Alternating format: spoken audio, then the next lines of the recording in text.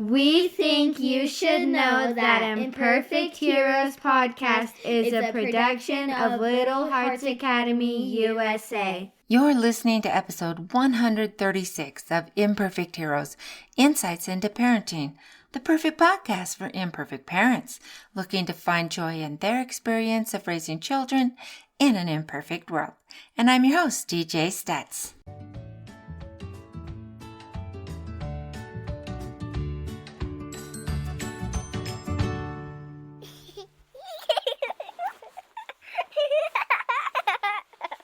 Welcome, everybody, and thank you for choosing to spend the next few minutes here with Imperfect Heroes. And before we get started, I am just so excited, and I want to remind everybody that my children's book is out now, and it's called Roman is Bigger, and it's just a sweet little story about a little boy who is learning to use his vocabulary and expand his vocabulary as he tries to express his emotions and his feelings that he's having to other people that are around him.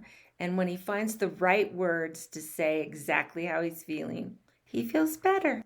You can always get that. We're on Amazon, and the links will be, guess what?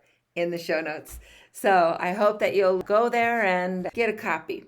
So today we are talking about, the bane of our existence sometimes, those picky eaters that just we worry about them. It's frustrating, but it's not the end of the world. And we have some answers for you today. And so today I have Judith Yeabsley from Down Under, and she's going to help us with understanding so much about how to address our kids that just aren't eating or choosing the right things. And so Judith, why don't you introduce yourself for a second and let us know some of the amazing things that you've got going on.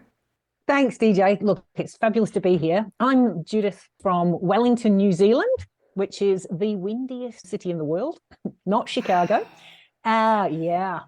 And I work with parents and those who work with children like ECE's, early learning centres.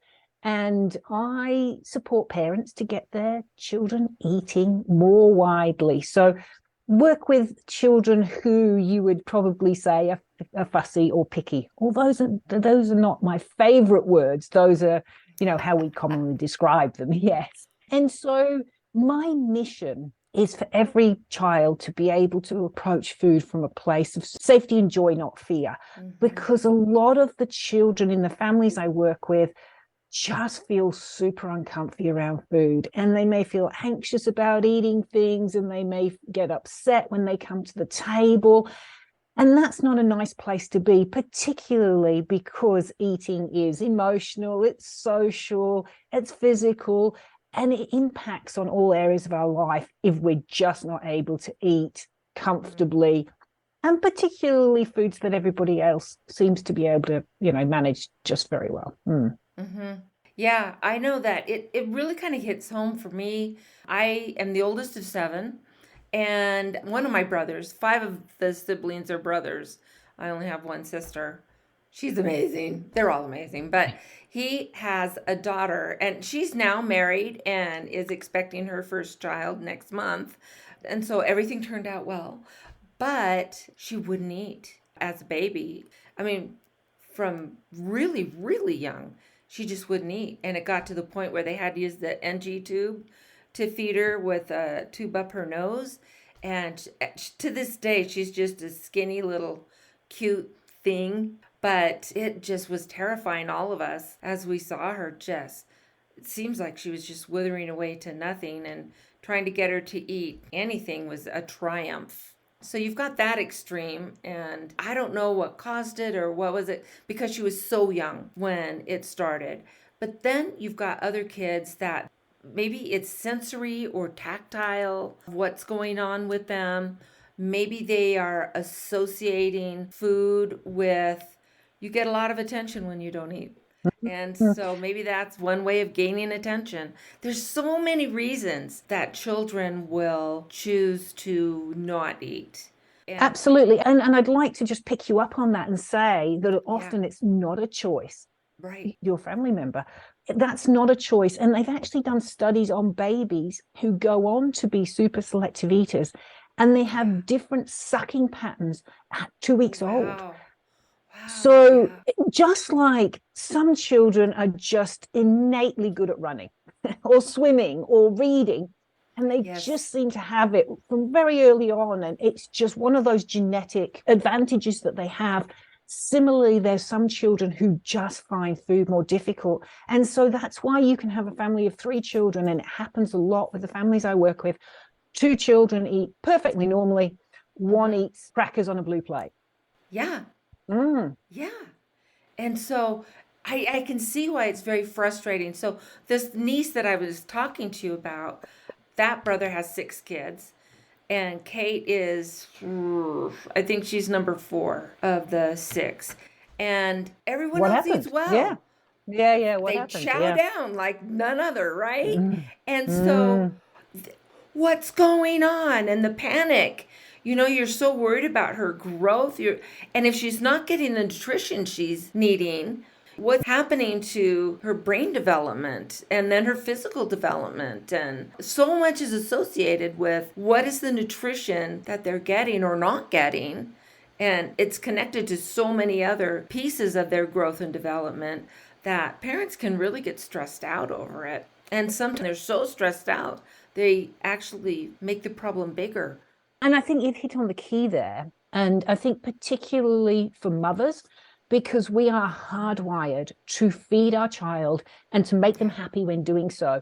So when things are going right, it's lovely and organic and intuitive and loving, and we can use food for pleasure and we can work with our child that way. When things go wrong, it really hits us in the soft bits, because we've got that biological imperative to feed them. And when we're not feeding them well, in inverted commas, when we feel we're not doing our job, regardless of why that's happening, we feel like we're failing. And we may have 3 children or 6 children and everybody's eating well except for one, but we still take on that mum guilt and say, why am I doing this wrong? What can I do differently to make things right? And that's when all those compromises sneak in. And that's logical, because if you've got a child who's not eating, you need them to be fed. And therefore, we start dancing on tables and we start changing all the rules. And suddenly, we have a 2, 4, 10-year-old who is completely in charge of feeding. And that's not a criticism of parents who end up in that place. No. Because when children don't eat, almost every single parent I work with ends up in that place where their child is in charge of food. The problem with that is, as you say, that it can often exacerbate the problems, because if we're not in charge, we can't make changes. And if we can't make changes, often our child's just not going to go forwards. So right, so right. And so first off, when we talk about imperfect heroes, we've got parents who are honestly trying their best, beating themselves up for it. What did I do wrong? Did I not hold the bottle right? Or was it because I nursed them right? Or was my milk not right? Or you got to stop. Let that go. You are fine. You are a fine parent. The fact that you're worried about it and you're concerned about it says that you are a fine parent. And so let go of that, because that's taking up too much of your emotion and time that could be better used at finding solutions. Absolutely. And the problem is that beating yourself up, as you say, is so counterproductive. It really doesn't help anyone at all. You're right. And it also then impacts on your relationship with your child. And that's not a nice place to sit. You're exactly right. So we want to get them off to the best start that we can, knowing that life takes whatever course it takes.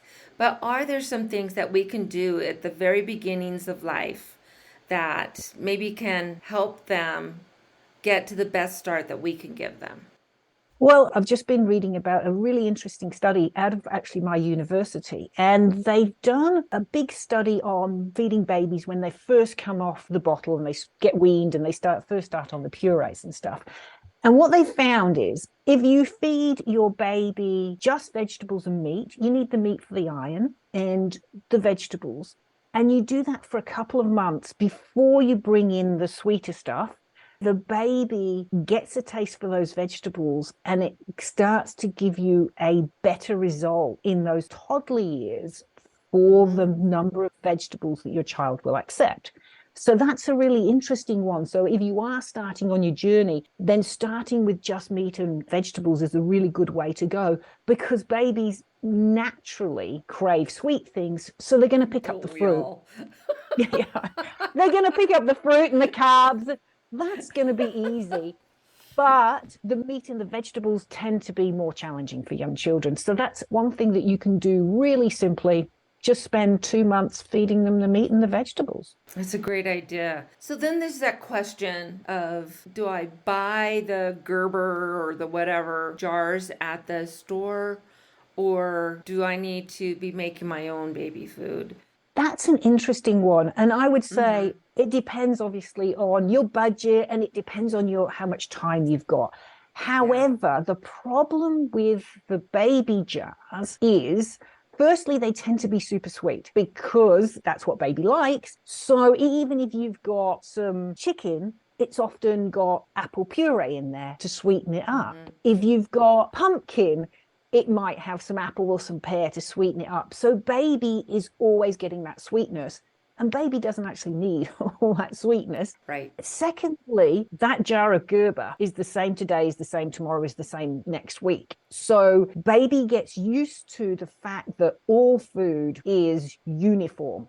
There's no lumpy bits, there's no gritty bits, because let's face it, when we're a mum and we make our own apple puree or we make our own pumpkin puree, it's never quite perfect. So there's going to be lumpy bits in it. And sometimes that pumpkin's really sweet and sometimes that pumpkin's not so sweet. But that's a good thing, because then baby learns to accept the fact that food is not uniform. Because uniform is a killer for teaching a child to be comfortable with lots of different textures, lots of different tastes, lots of different ways to take on food. So it's not, you shouldn't have baby jars. But if you can throw in some non-uniform foods at the same time, and of course you could do that with baby-led weaning, because you can do some purees from the supermarket, and then you can do some where baby's just grabbing some of the family food, which is a great thing to do. Right. And then there's another thing, and I don't know if it's in New Zealand or Australia, if that's a big thing. But in the United States, there's a big thing going on right now about starting off babies with table food. That the babies are eating what everyone else is eating, maybe chopped up and smushed a little bit. But you're not doing the whole big puree thing. Give them a piece of meat cut in a way that they can kind of hold on to it and just gnaw. Yeah, so baby-led weaning is a big thing. And I think there's positives and negatives to both. And I speak to a lot of parents who feel that whichever way they've gone was the wrong way for their child because they've ended up being a picky eater. And I don't think it really matters, because with my first son, I did all the purees and I made all my own purees, and I, was obsessive about everything. With my second son, it was like, oh, this is way too hard. And I just stick whatever we were eating in the blender and then give him carrots and everything else to chew on at the same time. And it really hasn't made a difference to the way that they eat. So I think if your child has difficulties right from the start, they've got difficulties right from the start, whatever you do, I think, to be honest, a combination of the two is probably the sweet spot, because it's great for children to learn to eat the purees, but it's also great for them to learn to eat table foods. In fact, if your child is not able to eat table foods by 10 months, that's probably an indication that there's something a little bit awry. Now, that might not be a problem in inverted commas. That might just be something small that's saying to you, they're having a little bit of difficulty here. So then that's good, because you can go, okay, what could be wrong here? And why is my child not to eat that table food? And I know that there's a lot of common sort of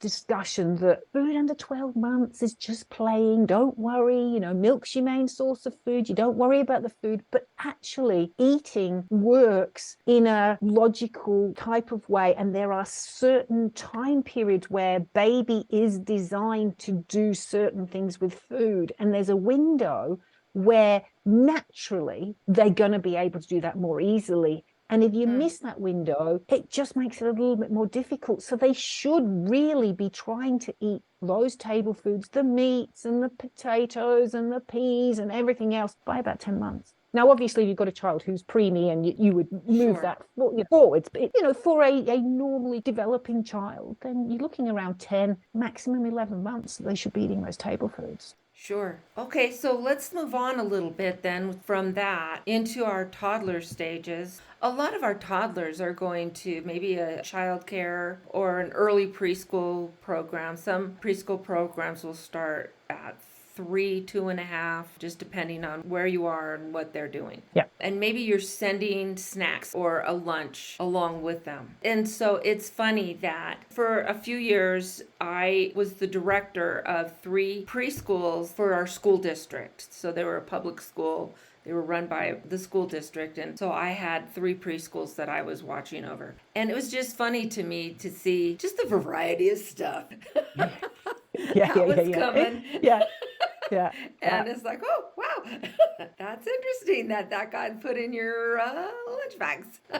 And everything from just flat out candy, straight sugar, to things that were fairly healthy, carrot sticks or celery stick. They couldn't have peanut butter because of possible allergies, but you'd have sun butter, which was from sunflower seeds, or almond butter, or whatever you could have put in there. Raisins, which by themselves, they're actually pretty sugary, but they're healthier than saltwater taffy. I might mention to a parent, this might be something that would help your child concentrate better at school if they had a different snack or something different at lunch or whatever. And, they just won't eat if I don't. That's the only thing they'll eat. It's like, okay. I just think that we train them that they can say that. I think there's some training that comes in early on. You know what I mean? How do we get them to accept healthier foods, better foods? How do we get them started on that then? Okay, so I mean, the easiest way is to do it right from the start. Exactly. Because then you have a child who, obviously, then you've got a child who's used to eating carrot sticks. I think of snacks as an early part of lunch or dinner. So then what I serve at snacks fits in with that. So I'd be serving things like vegetables at snacks rather than pretzels and chippies, crackers, because those are really easy to eat. And so if you've got those at snacks, that's what your child learns to eat at snacks. As a parent, if we're in charge of what goes on the table, that's going to make a big difference. If you've got to the point where your child wants to just eat the nuggets and fries, then we can still serve the nuggets and fries, but we can also serve some salad or some vegetables with it, because then at least our child is seeing those and they're getting more comfortable with them. I think of carrots, or pick whatever food you like. I think of carrots like a book. So when we've got a child, most parents read their child books in the evening. Now, we read to our child for what? 4, 5, 6 years before they read a word back to us, but we just keep doing that. And we do it with love and we do it with excitement. Think of the carrot the same way. Carrot, carrot, carrot, carrot. Do it with love, do it with joy, and do it every day, just like we would the book. And that way, if you think about it, if you go to some other cultures, there will be people who are eating crickets. Now, we might look at those crickets and go, oh, no, I don't think so. But not for me. Not for me. But if you're brought up eating crickets, you go, crickets. So the same, if we're showing our child the carrot every day, our child is naturally more comfortable with that carrot than they are with the cricket. That's the same philosophy for, the lunchbox. If they see the carrot in the lunchbox, even if they're not eating, they're still getting that exposure to the carrot, and they have the opportunity to eat it. So if they're sitting next to their best friend who's happily chowing down on a carrot stick, they might go, oh, I've got one of those too. Exactly. And I think, too, there were ways that we can make it more fun. And for some kids, okay, the ranch is not the best thing for them, but at least they'll maybe dip it and have it. And there are ways that you can make that ranch dressing a little more healthy. So instead of using the sour cream, I hate sour cream, but I have found that you can buy just cottage cheese and put that in the blender with the powdered ranch mix and use that, and then add some water until it's at the consistency that you want it to be. Way healthier. And I've given it to my family and they didn't see the difference. And so they're like, oh, dipping, oh, fun, or my grandkids, they'll dip it and they think it's fine, and it's just their dipping sauce, and they'll dip their carrots and their celery and tomatoes. They love the little cherry tomatoes and stuff. And so if you can learn some of those tricks that are healthier and will entice them to eat more veggies, then go for it. Right? Absolutely. And I say anything that supports your child, anything that scaffolds them to eat better is fine. And so I'm going to go off on a little bit of a tangent here and say ranch dressing's great, but if you've got a child who is really quite selective and they'll only eat ketchup, then there's no reason why you cannot dip that carrot into ketchup. Or if they're eating peanut butter, you can soften peanut butter in the microwave, and then that can be your dip. Don't think because they don't eat any traditional dips that they can't do this, because there's so many things. You can use yogurt. Whatever your child is really comfortable eating, dip it into it. If you don't think it goes, so what, Emma? Yeah. If they think it goes, cool. Yeah, then cool. I'm excited. Yeah, absolutely. Exactly. So I love that, and getting them used to those better things. And I think having them on hand. So go ahead and pre-cut up some peppers, the bell peppers and the yellow and the red and all the different colors. And then even make them into a little rainbow sometimes on the plate. And rainbows. Little girls love rainbows. And bring it into those kinds of things that will, I made a rainbow for you. You want to eat it? Oh, rainbows. And so they start liking those things, maybe not because they're healthy, but because it's a rainbow.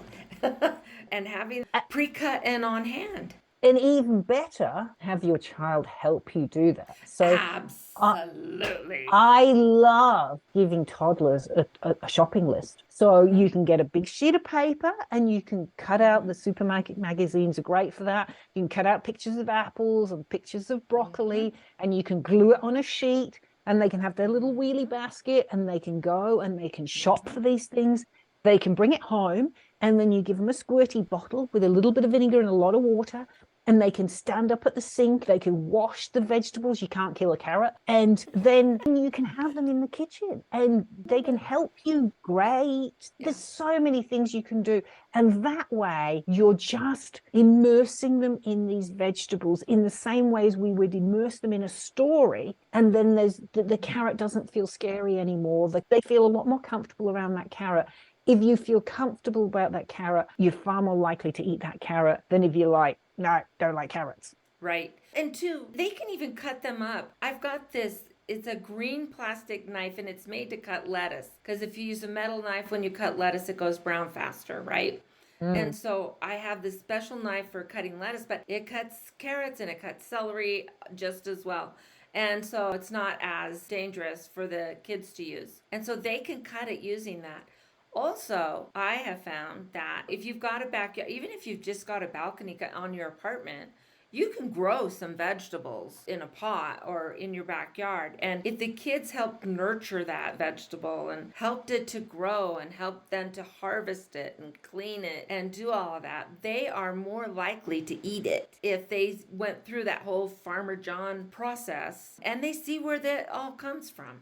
They understand then more about their connection to food and how it grows and what do the seeds look like. And carrot seed is just so ridiculously tiny, or a tomato seed. And so maybe instead of buying the plant from the store, start them from seeds and let the kids have fun with that. They love that. Well, when we were kids, we always used to grow cress and microgreens on the windowsill in the kitchen. Yes. And all you need is chucks. I don't know what you call them in America, the blue sort of cleaning cloths that you get. Yeah. You can just wet those and grow seeds on. But also, if you've got a lettuce, you can just cut the bottom off the lettuce, sit it in water, or celery. You can sit the bottom of it or in water on the kitchen windowsill. You don't need to have a balcony or anything. And then you can watch those little tiny baby lettuce leaves coming out. So cute. Yeah. And such a good thing to do with kids. And you can look at them under a microscope and you can do all sorts of fun things with those. And now we're learning science. Absolutely. I love it. Yeah. And so when you connect them to their whole world, and nutrition is part of that, and they get to see how it all fits in, it's such an amazing process to get them to that. And let them sometimes have a crazy food night and let them come up with a menu. And it may be peanut butter in the mac and cheese.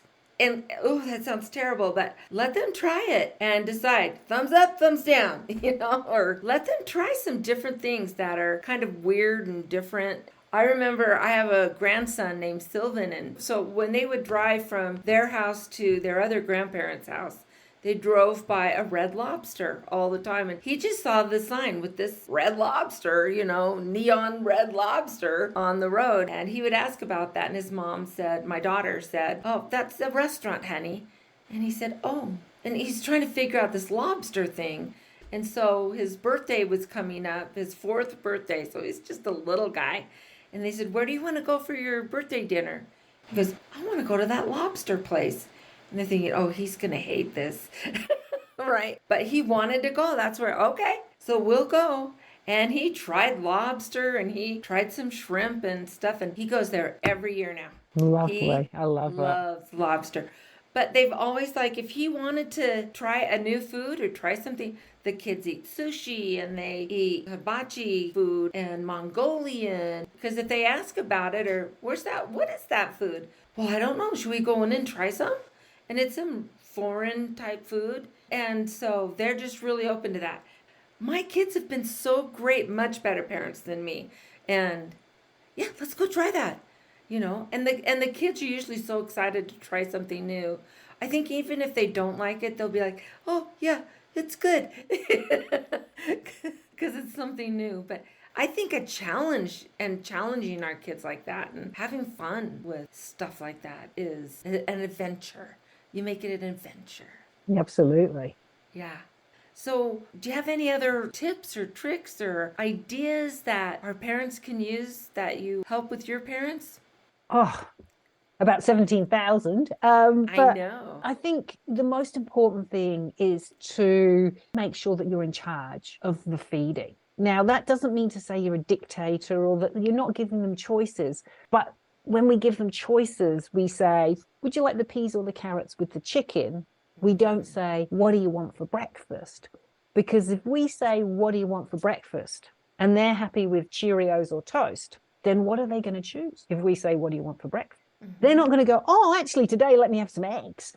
And so that can easily send us down a narrower route. Because if we always let our child decide what's happening with food, they're going to pick their favorite. And when they start eating their favorites, everything else kind of falls by the wayside, naturally, logically. And then that's often when we end up with a child who does only want Cheerios for breakfast and a peanut butter sandwich for lunch and nuggets and fries for dinner. And that's kind of not what we want for our children. And so being in charge is an important part of doing that. You are so right. And it's not even just nutrition in so many other areas. I think we have a lot of parents who are, they're giving into their kids in so many ways that they've lost their authority as a parent. And I don't mean be a dictator, right? No, absolutely not. No. Right. No. But I think it's good to maybe have the kids set out, okay, here's our weekly menu. What are we going to do? And so every week we need to have 3 nights with chicken, and we get to have 1 night with red meat, and we need to have fish on 2 nights, or you know what I mean? And so absolutely. Which nights are we going to do this? And which nights are we going to have our green leafy vegetables? And which nights are we going to have? And so they're starting to learn about the elements of what make a healthy dinner.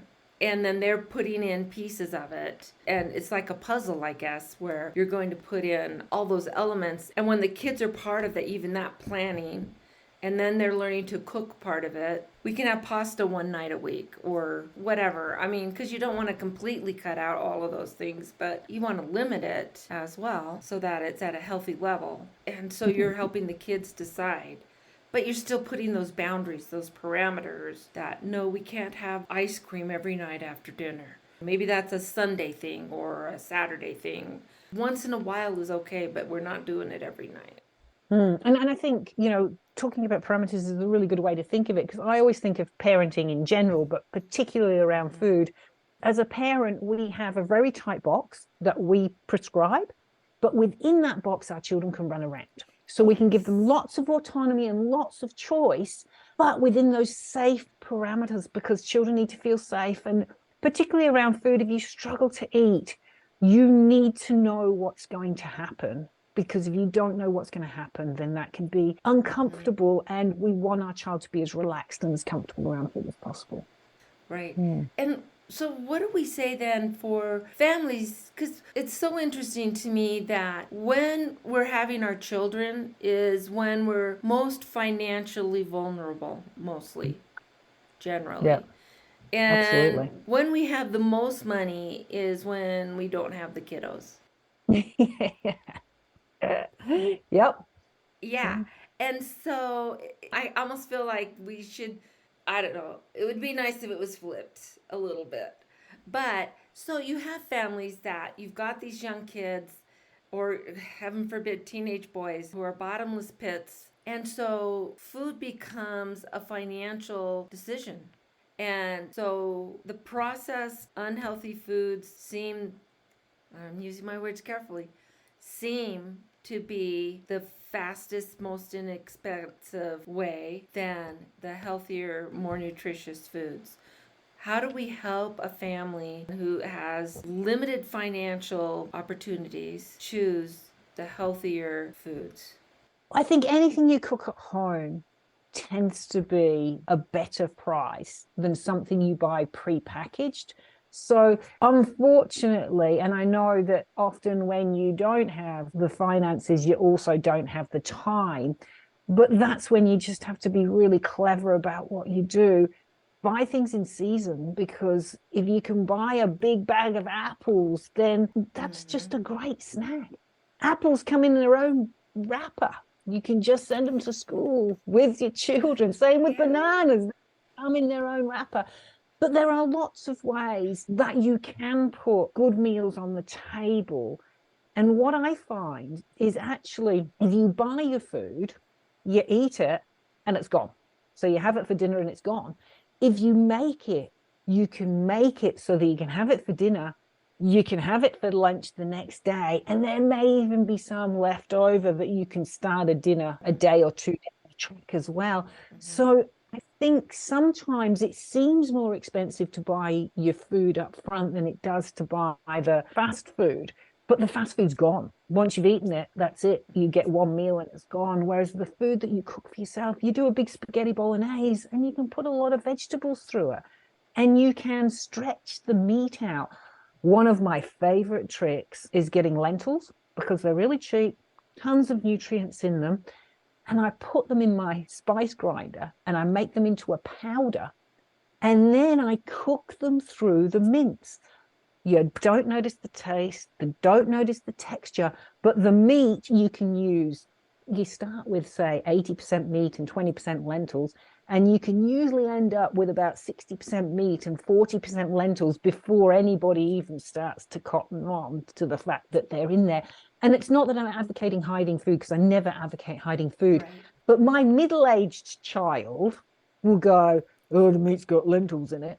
And then that'll put him off. Whereas if he doesn't know the lentils are in there, he quite happily eats the spaghetti bolognese that's got all these lentils in. But the lentils are cheaper, and it's a really good nutrient. And they're one of our 5 a day. Yay! Yes. Because they count as a vegetable. I never thought of doing that with the lentils, but I do think of like even things with making cookies, using an alternative flour even than Yes. the white flour. So I have a chocolate chip recipe where I use the dark chocolate and I use Splenda instead of sugar. And then with the flour, I just grind up whole oats and I grind that into a flour. And I make my cookies that way. And my grandkids love them. And Absolutely. I don't feel bad. And they don't have that gluten-y stuff, but the cookies turned out great. So there are some alternative things that you can do. Plus, I got to tell you, if most of us, including myself, went into the pantry and there was just rice and flour and sugar and beans and oats and basic things, I'd be like, there's nothing in the pantry. I have no idea what we're going to have for dinner tonight. And yet there's plenty in the pantry, but we as a society in a lot of the more industrialized countries, we've lost that skill of, oh, we've got this and this and this, and I could put this together. But that baking from scratch kind of thing. Yeah. Well, my teenage boys always complain because they open the cupboards and they go, Mom, we've only got ingredients. Because I don't buy packaged stuff. So for them, it's like, Mom, all we've got is ingredients. But you know what? They both of them can put meals on the table and they can look in the pantry and they can cook from scratch because that's what we've always done. Because it is cheaper, it's healthier, and cooking's such a great skill because if we can cook, we can feed our family. Exactly. And we can bake a cake, and we can use white flour. We can use all of the ingredients, the sugar or the whatever, and it's still going to be healthier than the box that you get, the Duncan Hines or Betty Crocker or whatever that you pull off the shelf, because it's not going to have all of the ingredients that are going to make it last longer on the shelves, And there's so many other chemicals that are in there. At least you're using whole ingredients and not the additional chemicals that that we just don't need. That we don't need. You're exactly right. And even that by itself, even though you're using the white flour and the sugar and stuff, it's still going to be healthier. Yeah, absolutely. Anything you do at home is 99.99% guaranteed to be better for you than something you do from the store. And longer term, cooking with base ingredients is more cost effective once you get comfortable with how to do that. Yes. Yeah. I had a guest on a while ago, Lynn Bowman, and she wrote a book, Brownies for Breakfast, and it's got all kinds of recipes in it, but her brownie recipe has no flour in it. It's got pumpkin. Yeah. And it's delicious. It's absolutely delicious. And yet someone who's diabetic can eat it fine. Right? Same as black bean brownies are, it's very hard to say that. Black bean brownies are delicious. But rather than, I guess, go down that route, you can do really basic stuff really simply in your kitchen, and you don't have to be Betty Crocker. You can do just some raw vegetables and some dip, and then you can have just a piece of chicken and you can have some potatoes. It doesn't have to be rocket science. It doesn't have to be complicated, and you don't have to be a good cook. Well, thank heavens, because I'm not. My mom was a fantastic cook, and she loved cooking, so she didn't make me help, and I didn't learn. Yeah, it's interesting, isn't it? So although you come from a family who cooks, you didn't do it because she just took on that responsibility. She just loved it. Yeah, she just loved being in there and doing her thing, and she made me clean up. I know how to clean up.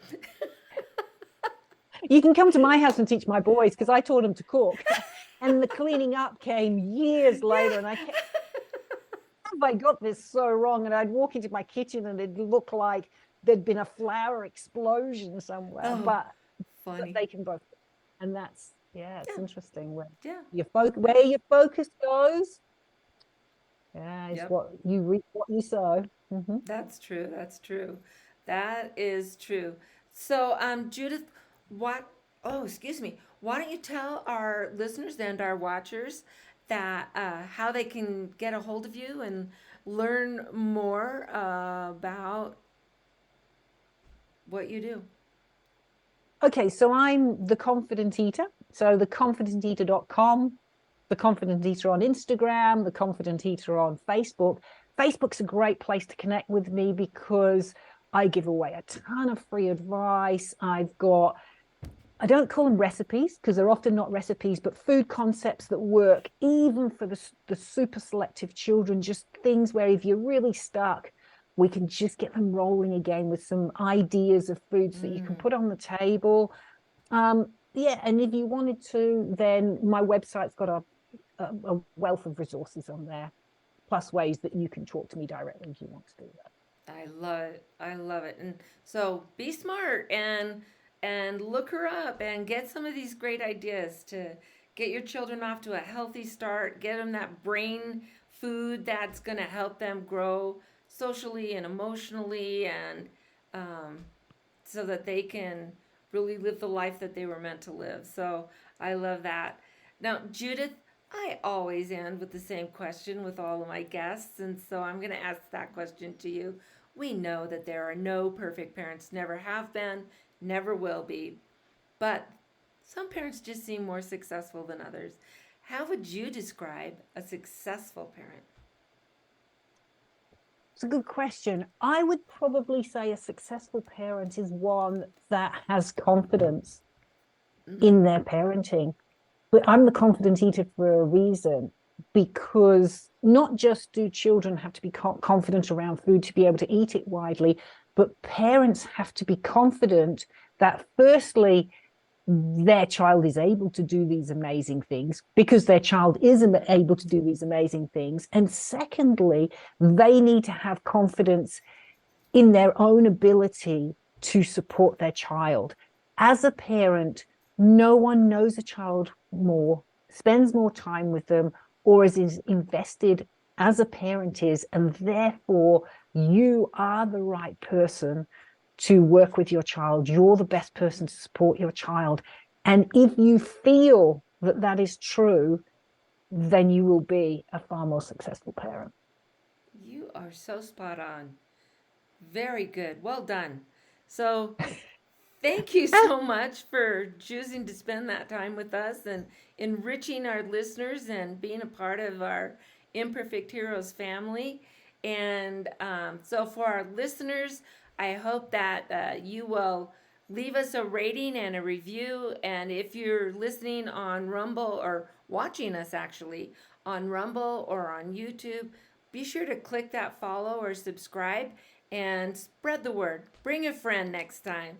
And we are always going to be here. We drop new episodes on Mondays. So be sure to watch for us.